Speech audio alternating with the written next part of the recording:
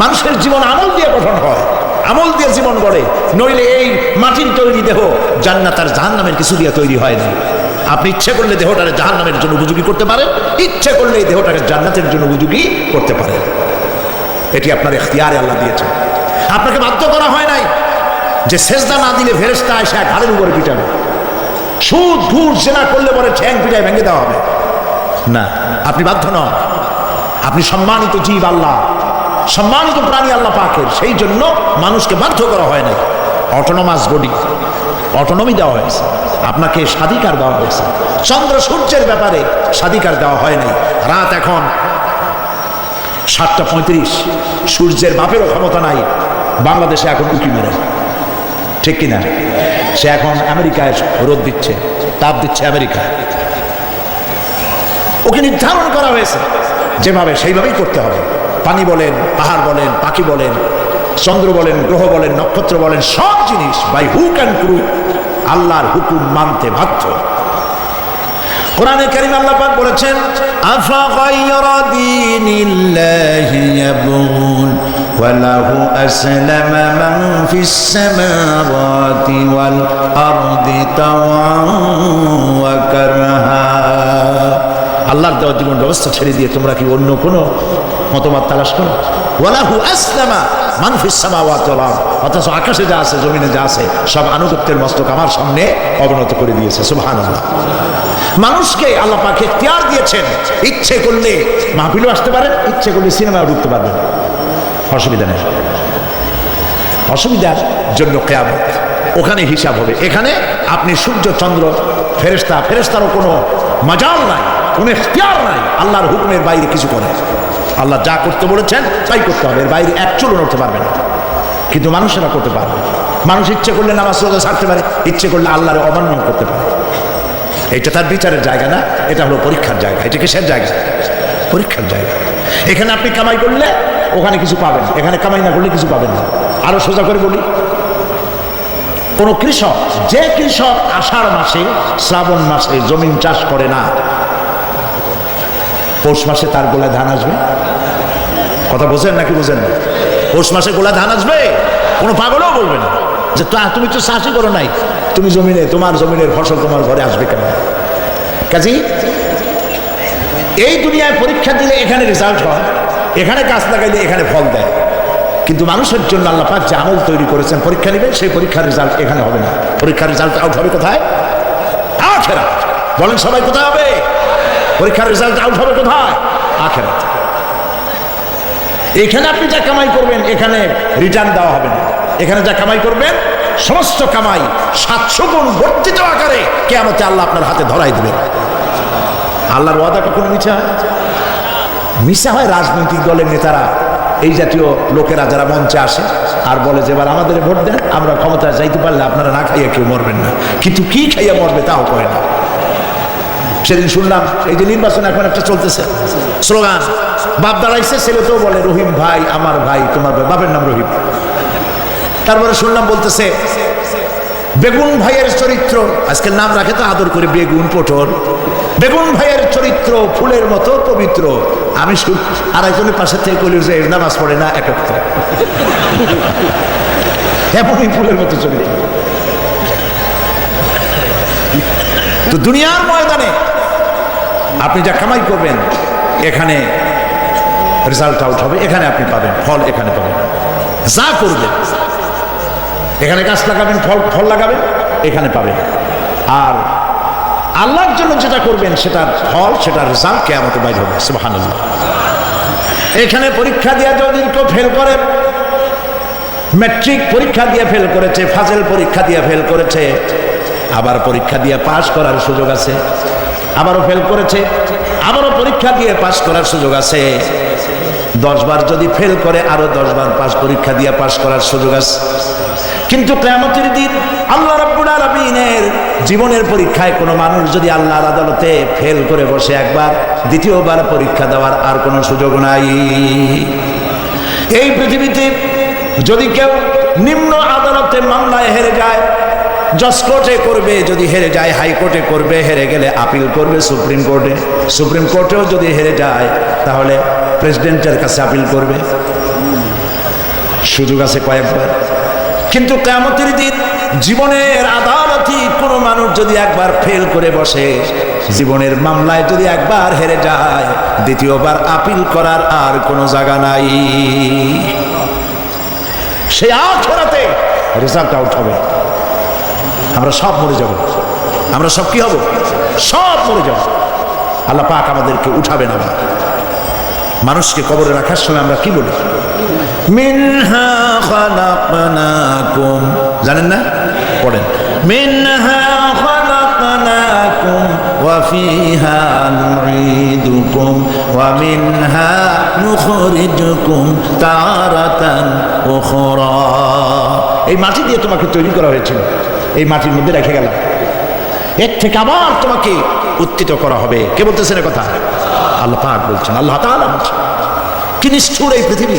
ভেবে দেখেছেন কি একবারও কি ভেবে দেখেছেন এই পৃথিবী কত নিষ্ঠুর? এই সন্তান সন্ততি সব একটি মোহ, একটি মায়া, একটি মহব্বত, একটি প্রতারণা। যে বইয়ের জন্য হারাম ইনকাম করেছেন, যে সন্তানদের জন্য হারাম ইনকাম করেছেন, জান দিলেন, রক্ত দিলেন, জীবন দিলেন, সারা রাত কষ্ট করেছেন, দৌড়দৌড়ি করেছেন, যখন মরে গেলেন, যে বাচ্চাটা আপনি কোলে না নিলে কলিজা ঠান্ডা হয় না, সেই বাচ্চা বলবে, মাকে বলবে, মা বাপের লাশ যে রুমে আছে আমার সেখানে নিও না, আমার ভয় করে। ঠিক কিনা? স্ত্রীও আরো দু একজন লোক না হলে লাশের ঘরে থাকতে পারবে না, তারও ভয় করে। থাকলে বড় জোর মা থাকতে পারে, বাপ থাকতে পারে। যাকে বিবাহ করার পর অনেক সন্তান আছে, মা বাপকে চোখে দেখতে পারে না, বড় কথা মতো মায়ের সাথে কথা বলা বন্ধ করে দেয়। হয়তো কুমিল্লা এরকম নাও থাকতে পারে, বউ তো নালিশ করছে, মায়ের সাথে কথা বলে, আবার বলে এই বুড়িটা মরে না কেন? নাউজুবিল্লাহ, নাউজুবিল্লাহ। বুড়িটারে মরার কথা বলতেছো তুমি। তোমার ছোট্টবেলায় যখন তোমার টাইফয়েড হয়েছিল, অসুখ করেছিল, গরিব বাবা, বাড়িতে ল্যাপ নাই, খাতা নাই, তোষক নাই, সেই জায়গায় মা তার কাপড় বিছায় দিয়া, বুকের উপরে নিজের শরীরের উষ্ণতা দিয়া বাঁচায় রাখার চেষ্টা করেছে, নিজে না খেয়ে খাওয়াইছে, অসুখ সারে না। মা ওই মুমূর্ষু বাচ্চার সেরানে তার মাথার কাছে বসে তাহাজ্জুদের নামাজ পড়ে, কোরআন শরীফ তেলাওয়াত করে, চোখ দিয়া পানি পড়ে আর বলতে থাকে, রব্বুল আলামিন আমার জীবনটারে দিয়া আমার কলিজার টুকরা সন্তানটারে বাঁচাইয়া দাও। যেই মা নিজের জীবন দিয়া সন্তান বাঁচাইতে চাইল, সেই সন্তান আজকে বউ পাইয়া মাকে ভুলে যায়, মায়ের সাথে খারাপ ব্যবহার করে। আল্লাহ রাব্বুল আলামিন বলেছেন, মা বাবার সঙ্গে খারাপ ব্যবহার করো না, ভালোবাসায় কথা বলো। ওয়াকুল লাহুমা কাওলান কারীমা, সম্মানসূচক কথা বলো। মা বাবার জন্য দোয়া করো আমার কাছে। কে বলতেছে? আল্লাহ তাআলা বলছেন, দোয়া করো আমার কাছে এই ভাষায়, রব্বিরহামহুমা কামা রাব্বায়ানি সাগীরা। পড়েন সবাই, রব্বিরহামহুমা কামা রাব্বায়ানি সাগীরা। আয় আমার রব, আমার মা বাপ যেমনি ছোটবেলায় আমাকে অত্যন্ত যত্ন করে লালন পালন করেছে, আল্লাহ তাআলা তুমি দয়া করে আমার মা বাপকে তোমার রহমতের করে লালন পালন করো। সুবহানাল্লাহ। প্রত্যেক নামাজের পর সকলে এই দোয়া পড়বেন, মনে থাকবে? মনে থাকবে? প্রিয় ভাই সব, সেই কিয়ামতের মাঠে আমাদেরকে উঠতে হবে, আল্লাহর দরবারে উঠতে হবে। সেই সময় আমাদেরকে কেউ উপকার করবে না। يوم لا ينفع مال ولا بنون, সম্পদ আর সন্তান সন্ততি কোনো কাজে লাগবে না। মা তার সন্তানকে চিনবে না, সন্তান তার মাকে চিনবে না, বাপ তার সন্তানকে চিনবে না, কেউ কাউকে পরিচয় দিবে না। কি মারাত্মক অবস্থা! মানুষ চরম অসহায় হয়ে যাবে। চতুর্দিকে ফেরেশতার আনাগোনা, সূর্য মাত্র 1 হাত উপরে, প্রচন্ড তাপ নিয়ে সূর্য অবস্থান নেবে, মাথার চান্দি ফেটে গিয়ে গুনাহগারের মাথার মগজ গলে গলে পড়তে থাকবে। পিপাসার যন্ত্রণায় জিহ্বাটা ঝুলে কুকুরের মতো করে নাভিস্থল পর্যন্ত ঝুলে পড়বে। কেউ উপকার করবে, কেউ জিগাবেও না। অনেক লোক আছে পীরের কাছে মুরিদ হয় আর মনে করে পীর সাহেব তারে কিয়ামতে সুপারিশ করবে। অসম্ভব। আয়াতুল কুরসির মধ্যে আমরা পড়ি মান যাল্লাযী ইয়াশফাউ ইনদাহু ইল্লা বিইজনিহি। কে আছে এমন, কার হিম্মত আছে আল্লাহ পাকের বিনা অনুমতিতে কথা বলে? সুবহানাল্লাহ। কোথার পীর কোথার খাজা বাবা হারায় যাবে। ইব্রাহিম আলাইহিস সালামের মতো পয়গম্বর কি মনে করেন? আল্লাহর খলিল। ইব্রাহিম আলাইহিস সালাম আল্লাহর কি? আল্লাহর খলিল। আল্লাহর খলিল কিয়ামতের দিন বলবেন আল্লাহ পাক, আয় আল্লাহ তাআলা, আমার বাপের কাছে আমার একটা ওয়াদা ছিল, আমি সুপারিশ করবো তার জন্য, তুমি দয়া করে আমার বাপকে জাহান্নাম থেকে ক্ষমা করো, আমি তার জন্য সুপারিশ করতেছি। আল্লাহ তাআলা বলবেন, ইব্রাহিম তোমার সুপারিশ মঞ্জুর হলো না। কথা বুঝতেছেন না? বুঝতেছেন না? ইব্রাহিম আলাইহিস সালাম যদি বাপের জন্য সুপারিশ করতে না পারে, ইব্রাহিম আলাইহিস সালাম তিনি যদি তার বাপের জন্য সুপারিশ করে যদি ব্যর্থ হন, আপনার পিসাব কোন কামে লাগবে চিন্তা করেন। নবী করিম সাল্লাল্লাহু আলাইহি ওয়াসাল্লামকে প্রশ্ন করা হয়েছে, হে রাসূল আপনার আব্বা আম্মার অবস্থা কি হবে? কথা কি শোনেন নাকি? আপনার আব্বা আম্মার অবস্থা কি হবে? নবী করিম সাল্লাল্লাহু আলাইহি ওয়াসাল্লাম বলেছেন, আমি আমার আব্বা আম্মার কোনো উপকারে আসবো না। ইন্না লিল্লাহি ওয়া ইন্না ইলাইহি রাজিউন। তাহলে কোন সাহসে মনে করতেছেন কোন পীর কোন একটা বিদেশ থেকে দেশের থেকে একটা নাজিল হলো আর ওইটার পিছনে পিছনে দৌড়াবেন, সে আপনারা নাজাত দেবে, তার পায়ে চুমা খাবেন? এই পায়ে হাত দিয়ে কদম মুজি করা বলতেন। টাকা ইনকাম করার জন্য মানুষকে ভুল পথে পরিচালিত করছে অনেক পীর আছেন এমন। খালি মানুষের টাকা দেয়, জামা অনেক পকেট, খালি টাকা নেয় সমানে ঢুকাইতে থাকে চতুর্দিক দিয়ে, বাইরে বোঝার উপায় নাই। কিন্তু অনেক পীর আছে এমন, ঢাকা শহরে বড় বড় মার্কেটের মালিক, আমি জানি বড় বড় মার্কেটের মালিক, বিরাট ব্যবসায়ী, জামা পরিষ্কার করে না 2 মাসে, মানুষকে দেখাবার জন্য গামছাটা নাকের কাছে ধরে ফত ফত করে আওয়াজ করে, মনে হয় যেন কাঁদতেছে। আজ মিশাল তাসান্নু হাবিজাবি জিকির শিখায়, লা ইলাহা কতক্ষণ, ইল্লাল্লাহ কতক্ষণ, আল্লাহ আল্লাহ কতক্ষণ। কোথায় পাইছো ইল্লাল্লাহ? ইল্লাল্লাহ কিসের জিকির? ইল্লাল্লাহ মানে কি? আল্লাহ ছাড়া, আল্লাহ ছাড়া, আল্লাহ ছাড়া, আল্লাহ ছাড়া কি? কাজী রাসূলুল্লাহ যা করেন এগুলি বেদাত। এইসব পীরের পাশে যাবেন না, মনে থাকবে।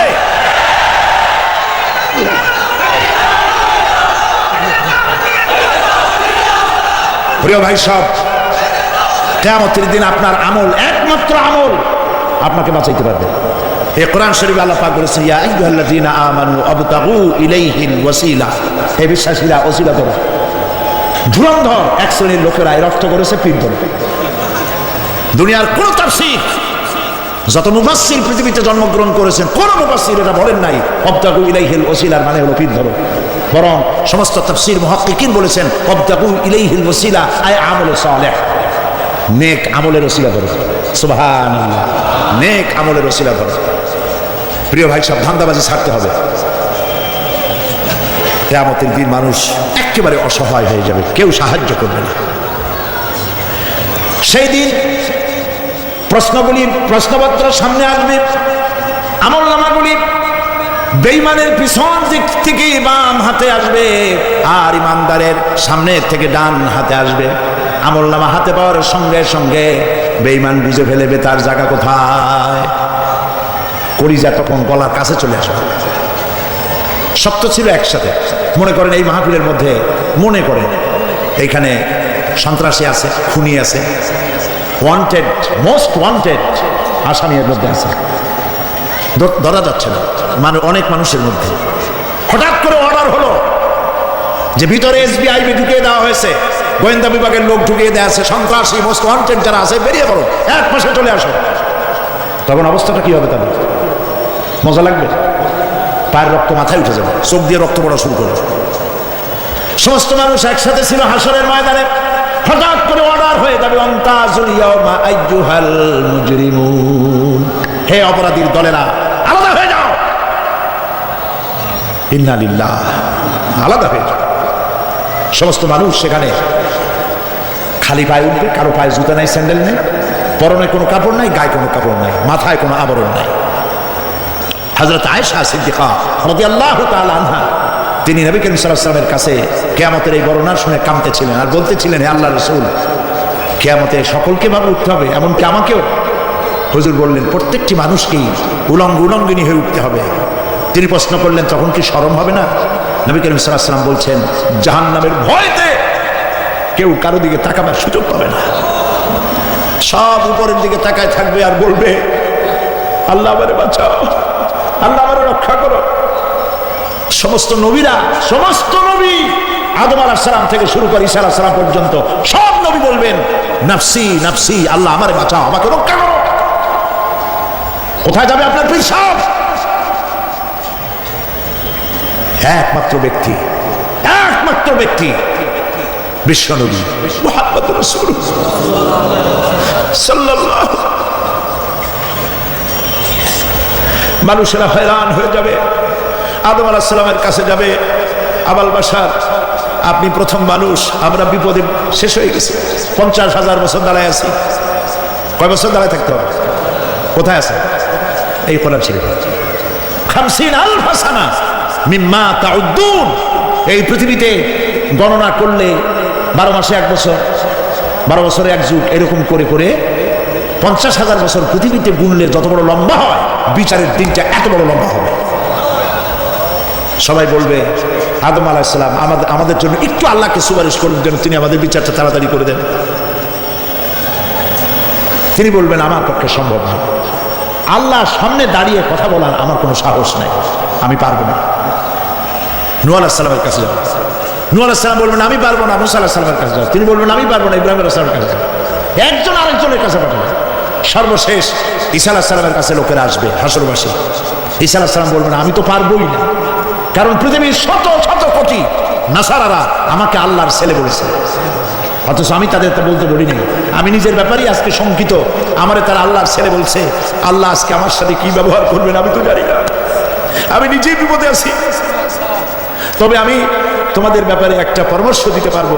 একজন ব্যক্তি আছে যার কাছে গেলে তিনি কথা বলতে পারবেন, তিনি বিশ্বনবী রাহমাতুল লিল আলামিন জনাব মুহাম্মদ রাসূলুল্লাহ সাল্লাল্লাহু আলাইহি ওয়াসাল্লাম। তার কাছে চলে যাবে, হাসরবাসীরা তার কাছে চলে যাবে। নবীজি সকলের কথা শুনে সিজদায় পড়ে কাঁদতে থাকবেন। তিনি বলবেন হাসরবাসীদের কাজ সুস্থ করবেন, এই কাজ আমার কাজ, আমি বলবো আল্লাহ পাককে। তিনি সিজদায় পড়ে কাঁদবেন, রব্বুল আলামিন প্রশ্ন করবেন হে আমার রাসূল আপনার তো আজকে কান্দার দিন না, আপনি কাঁদেন কেন? আমি আপনাকে মাকামে মাহমুদ দিয়েছি, কাউসারের মালিক বানাইছি।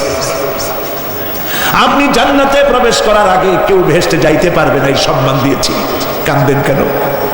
নবীজি বলেন রব্বুল আলামিন যা তুমি আমার জন্য বরাদ্দ রেখেছো সব আমি পেয়েছি বা পাবো, আমি কান্দি আমার উম্মতের কি হবে? আল্লাহ রাব্বুল আলামিন তাকে পারমিশন দিবেন, আপনার নেককার জান্নাতি উম্মতগুলি আপনি বেছে নিন। নবী করিম সাল্লাল্লাহু আলাইহি ওয়াসাল্লাম পারমিশন পাবেন। আল্লাহর পারমিশন ব্যতি রেখে আল্লাহর দরবারে কথা উচ্চারণ করার ক্ষমতা কারো হবে না। সুবহানাল্লাহ। এই কথা ভাববার কোনো কারণ নাই। অমুক পীর সাহেবের অনেক মুরিদ আছে, সব মুরিদ টুইট দিয়া নারে তকবীর জিন্দাবাদ, পীর সাহেব জিন্দাবাদ, এই সমস্ত বাদ বোধ কামে লাগবে না। وكلهم يأتيه يوم القيامة فردا। কিয়ামতের দিন প্রত্যেককে একজন একজন করে আসতে হবে আল্লাহর দরবারে। আল্লাহ বলেছেন একজন একজন একজন, মিছিল করার উপায় নেই। আল্লাহ রাব্বুল আলামিনের দরবারে হাজির হয়ে যাবে সেই কঠিন হাসরের ময়দানে বাঁচার জন্য। নবীজি দোয়া শিখাই দিয়েছেন, দোয়া করো আল্লাহুম্মা হাসিবনি হিসাবান ইয়াসীরা। পড়েন আমার সাথে, আল্লাহুম্মা হাসিবনি হিসাবান ইয়াসীরা, আল্লাহুম্মা হাসিবনি হিসাবান ইয়াসীরা। আল্লাহ তুমি আমার সহজ হিসাব নাও। নবী করিম সাল্লাল্লাহু আলাইহি ওয়াসাল্লাম নিজেই দোয়া করেছেন।